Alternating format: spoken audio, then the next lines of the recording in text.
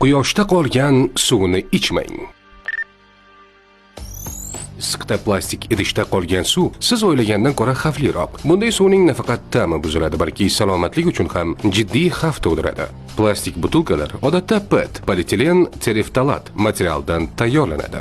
Tadqiqotlar ko'rsatishicha, quyosh nuri va yuqori harorat ta'sirida PET idishlardan antimon, surma kabi zararli kimyoviy moddalar suvga ajralib chiqishi mumkin.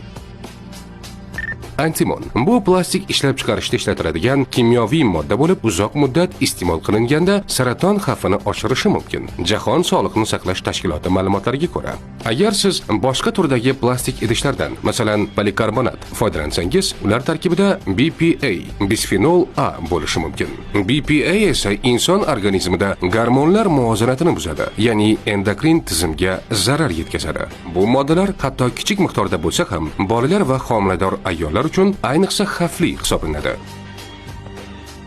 Quyidagi tavsiyalarga amal qiling. Suvni har doim soya joyda saqlang. Qizigan plastikdagi suvni ichmang. Shisha yoki BPA free belgili idishlardan foydalaning. Sog'lig'ingizga befarq bo'lmang. Bu ma'lumotni boshqalar bilan ham bo'lishing.